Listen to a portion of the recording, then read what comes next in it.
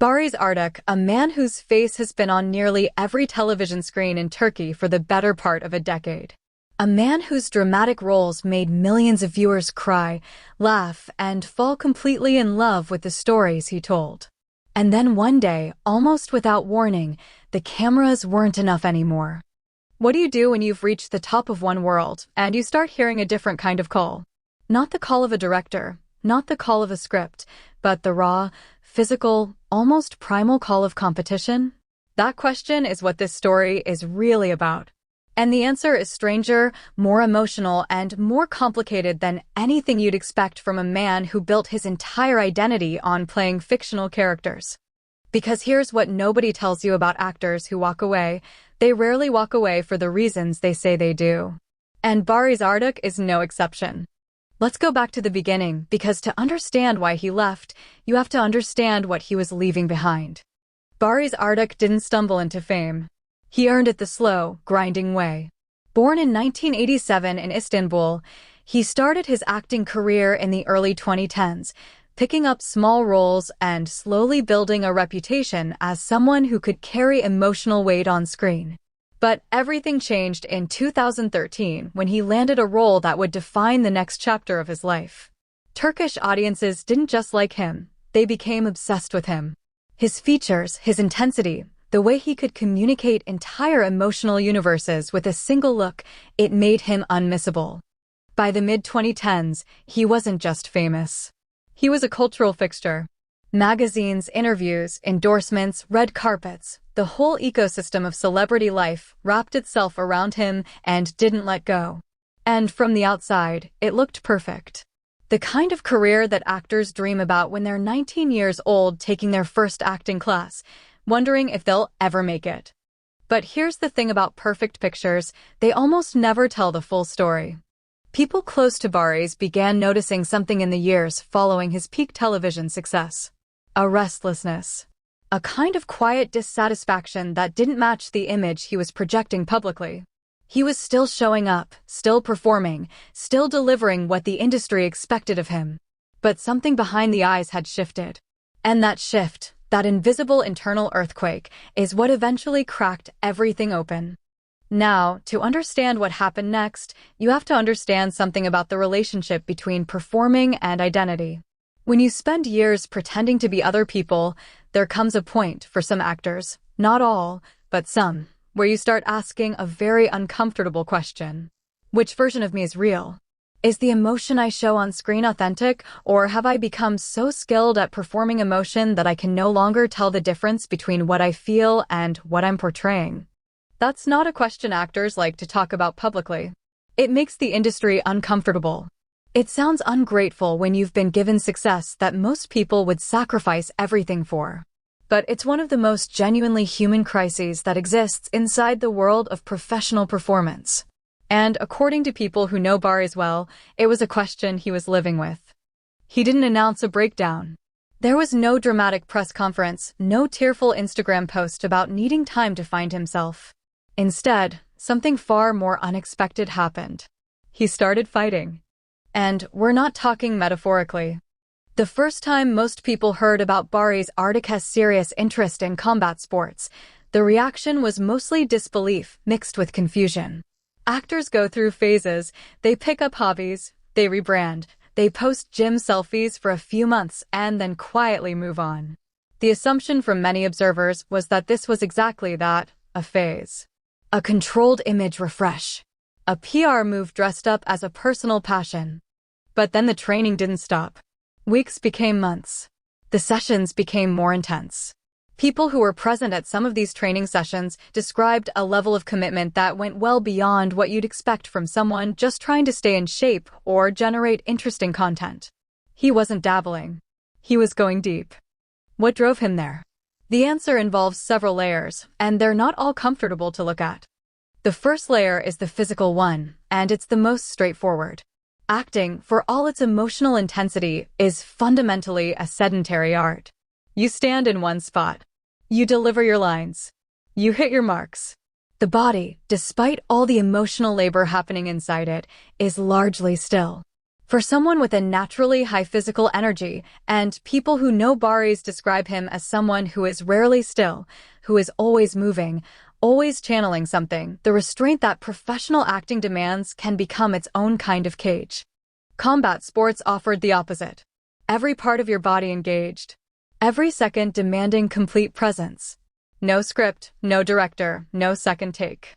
Just two people, a space, and the immediate unforgiving reality of what your body can and cannot do.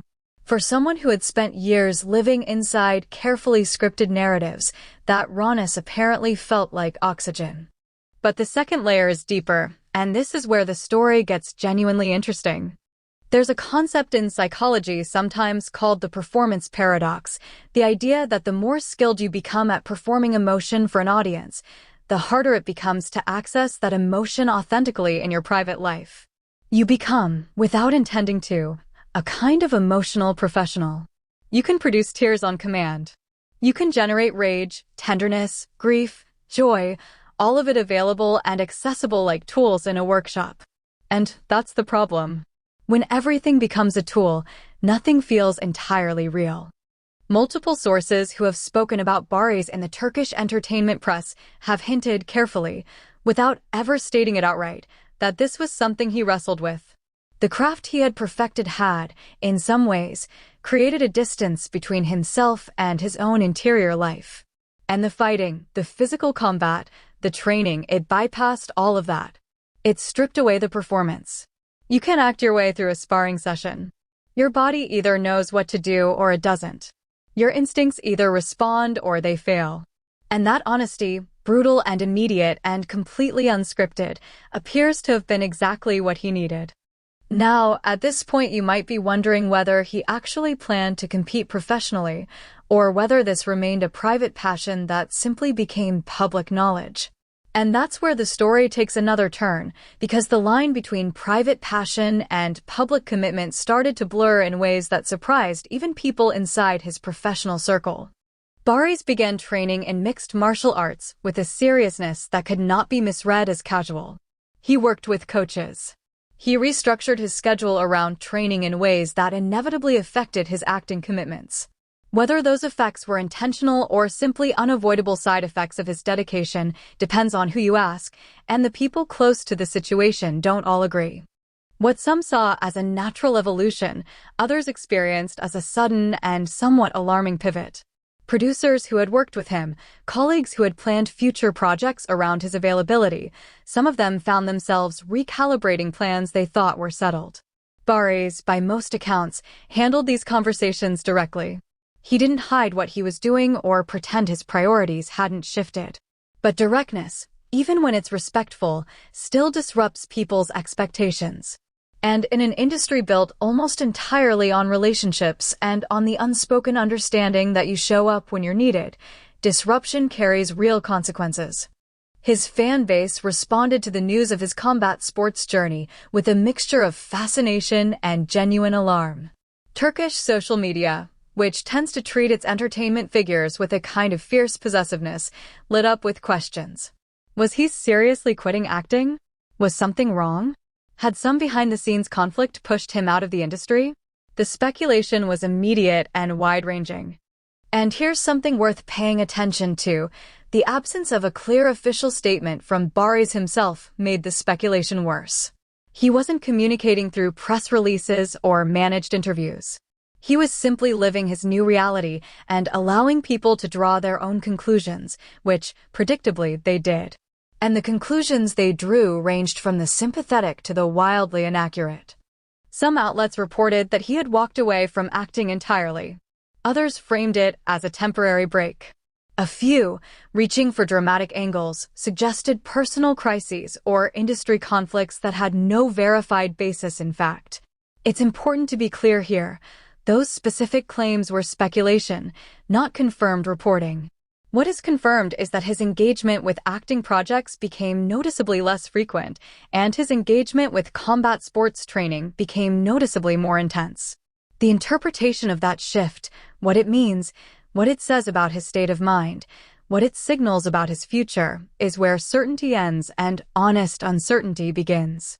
What is perhaps most revealing about this whole story is not the decision itself, but the way people around him struggled to process it. Because it forced a question that the entertainment industry rarely likes to ask out loud: are we actually okay with someone who built their name and their value through one kind of performance choosing to find meaning somewhere else? Or do we, as audiences, as fans, as industry professionals, essentially expect people to stay inside the role we've assigned them forever? Barış Arduç was a celebrity. And celebrities, in the popular imagination, exist to perform their celebrity. They appear in projects. They attend events. They maintain visibility. They sustain the machine. When someone with real fame steps sideways, not for another, more prestigious acting project, not for a high-profile film, but for something as unexpected and physically unglamorous as combat sports training, it creates a kind of cognitive dissonance in the people who followed them. It doesn't fit the story they'd written in their heads. And when reality doesn't match the story in your head, the easiest response is to invent a reason. To decide that something must have gone wrong. That there must be a scandal, a conflict, a breakdown, some external force that explains the deviation. But what if the explanation is simpler and stranger than any of that? What if a man who had spent his entire adult life being someone else simply needed, desperately, urgently, at a level that overrode every practical consideration, to find out what he actually was? The training regimen he committed to wasn't designed for celebrities looking for interesting content. People who observed those sessions describe something closer to professional athletic preparation. The hours. The physical toll. The technical focus. This wasn't a fitness influencer's gym routine dressed up in martial arts clothing. It was serious, sustained, and for a man in his mid-30s whose body had never been conditioned for this kind of punishment, genuinely demanding. There's something almost counterintuitive about that. You might expect someone moving toward combat sports to ease in, to treat it as a compliment to an already successful life rather than a competing priority. But that doesn't appear to be how Barış approached it. And that all-or-nothing quality, which people who know him say is characteristic of how he approaches most things he cares about, is probably one of the things that made him a compelling actor in the first place. It's also, presumably, one of the things that made his pivot feel so complete and so irreversible to the people watching from the outside. The question of whether his fighting career would extend to actual professional competition, sanctioned bouts, public events, the formal structure of martial arts competition, remained genuinely open for some time. There were no announcements, no signed contracts made public, no promotional materials tying his name to a specific fighting organization. What existed was a man training with apparent seriousness, declining certain professional acting opportunities, and allowing the world to watch without fully explaining himself. That refusal to explain is, in its own way, a statement. Actors spend their entire professional lives being directed. They take notes. They adjust their performance based on feedback. They exist within systems designed by other people, writers, directors, producers, distributors, and they contribute their talent to someone else's vision. The decision to simply act without announcing, to live a transformation in public without narrating it, feels almost like its own kind of performance. Or maybe it's opposite. Maybe it feels like the first genuinely unscripted thing he had done in years. His fans, the ones who stayed engaged rather than spinning off into speculation, seemed to sense something real in what they were watching. Not a breakdown. Not a scandal. Something more honest and more unsettling, a person changing in real time, without a safety net, in front of everyone who had ever admired him for being someone else. That takes a particular kind of courage. Or a particular kind of desperation. Or both, which is probably the most accurate answer. As of what's known publicly, Barış Arduç has not formally announced a retirement from acting, and it would be inaccurate to present this story as a definitive ending. What can be said honestly is that the trajectory of his public professional life shifted in ways that are real, documented, and still unfolding. He stepped back from a world that had defined him. He stepped towards something raw and physical and entirely his own. And he did it without asking anyone's permission or offering anyone a tidy explanation. The Turkish entertainment industry will almost certainly remain a world he could return to if he chose. His talent isn't in question. His audience hasn't forgotten him. But whether return is what he wants, or whether this departure represents something more permanent, a genuine shedding of one identity in favor of something he's still in the process of building, is a question only he can answer. What this story leaves behind, though, is something worth sitting with. Because Barış Arduç's choices force us to confront something uncomfortable about the way we relate to public figures. We invest in them. We follow their careers. We feel, without quite articulating it, that they owe us continuity. That having given us their talent and their presence, they're obligated to keep giving it on our terms. And when they refuse, when they disappear into a gym, into a training camp, into a life that wasn't written for public consumption, we feel something that looks like confusion, but is often closer to betrayal. But maybe the story of a man who spent years playing fictional versions of human emotion and then ran toward the most brutally honest physical experience he could find isn't a betrayal at all. Maybe it's the most human thing someone in his position could possibly do. He didn't switch from acting to fighting because something went wrong. He switched because something went right, because he finally understood what he actually needed, and he had the nerve to pursue it even when it cost him things that other people valued more than he did. That's not a scandal. That's a reckoning. What do you think? Let us know in the comments.